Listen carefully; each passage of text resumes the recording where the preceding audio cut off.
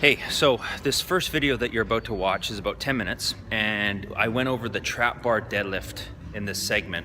Now, I've been spending the last 15 minutes of some of the hurricanes going over some of the lifts and introducing techniques and drills to people in those last 15 minutes. And so it would be really great that if you did sign up for the workshop, that you would have some understanding of the trap bar deadlift, the hinge, as well as the kettlebell deadlift. And so I'm going to, in the next week, post some clips about the movements to get you guys familiarized with them, so that if you do sign up for the workshop, you're not going to be completely kind of out of the mix. You'll know what's going on. All right, so if you are coming to the workshop, or if you're not, this is great information that will get you a base understanding of the lift itself. So enjoy.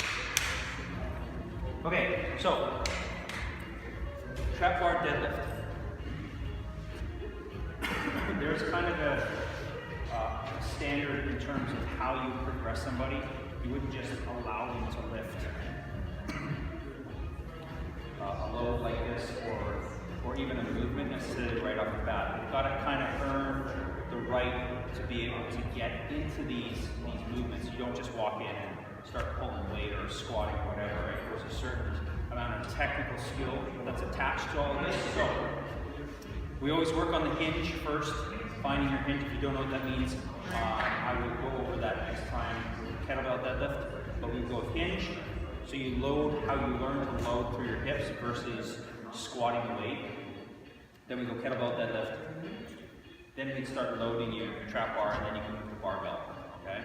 The thing is that everybody thinks that you should be able to barbell deadlift. No, not everybody is necessarily suited to barbell deadlifting, which is totally fine. You can't force people to do movements. It doesn't work that way. That's why you have alternatives like the trap bar deadlift. Okay, you're not necessarily hinging. It's almost a mashup of a hack squat and a deadlift, which means you will squat the weight more than you would with the deadlift. For the deadlift, you are moving through predominantly the hips versus the knees. Here, you're going to get almost equal contribution between the knees and the hips. Does that make sense? Which is why you can always lift more, plus where you are in relation to the bar and the weight. Okay? So, the setup for this is that most people will be able to be clear for this. If you've done kettlebell deadlifts, all right, or even a kettlebell swing, you're totally fine to trap bar deadlift. Okay?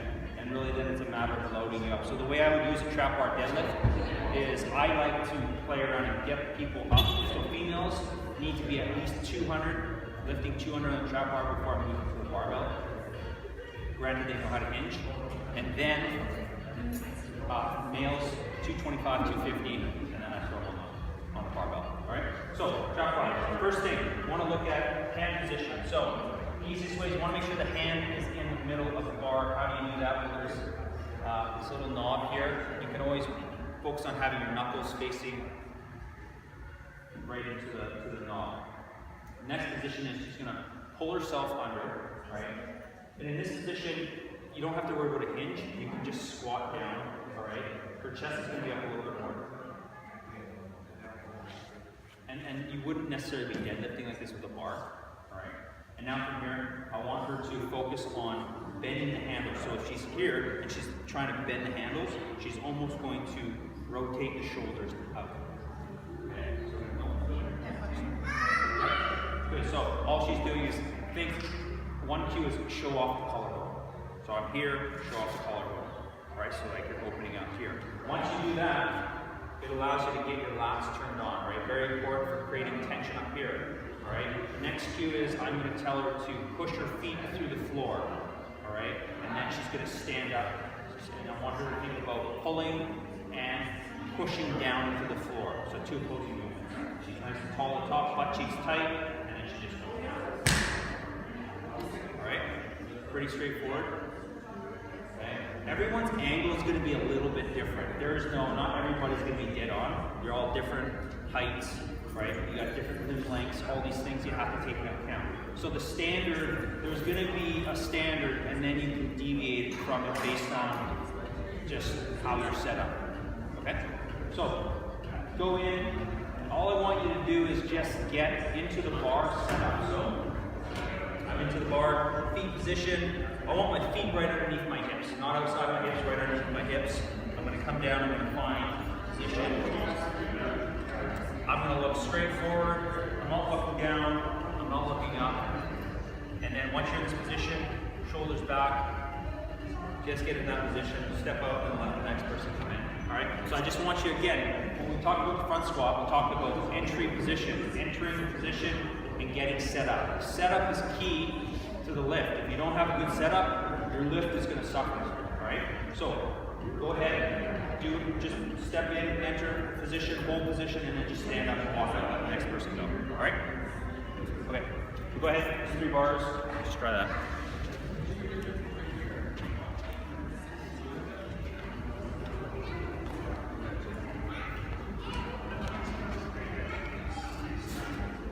And Dana, you can go.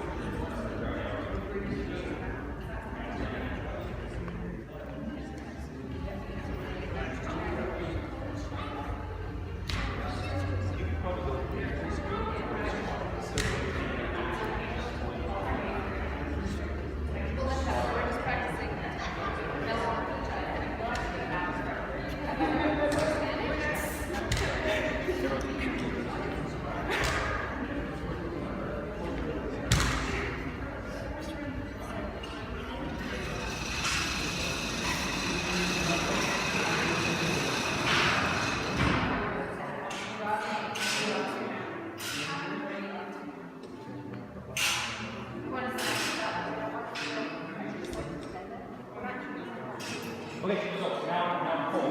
Go ahead and pull. So now we're already. Now go ahead. So 5, just go 5 first. It's a natural reaction.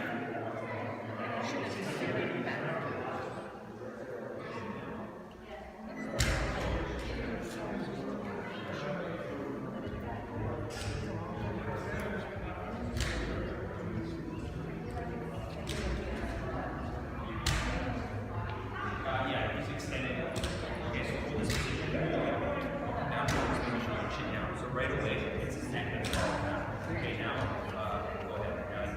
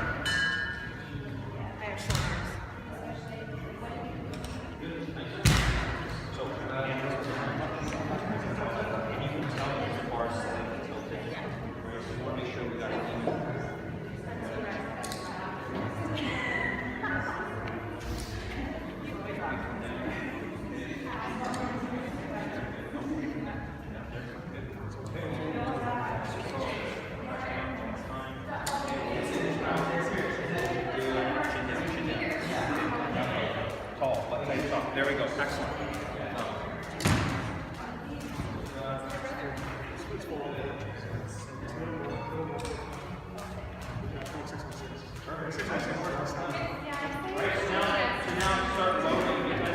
So if you've got your technique down, just start to load it. And because if you've got really good technique, there will be a point where that technique is no longer as solid as it was, and that's when you want to load it. So if you've got good technique, you can start loading, and you're going to start to see where it deviates, or where it starts to change, I should say.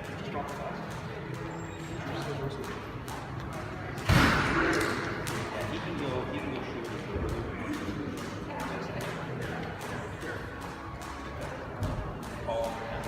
And now he's still got this anterior pelvic tilt, so he just needs to get his hips under at the top.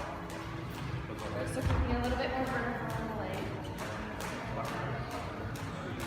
at his hands off the tube. Right, so we'll look down.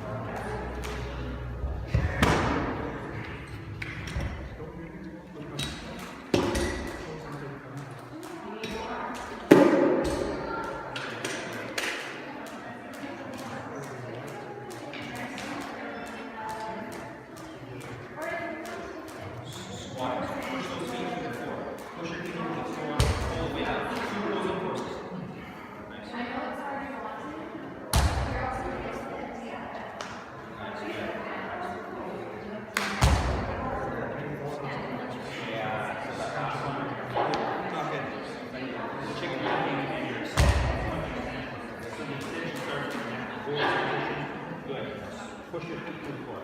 There we go.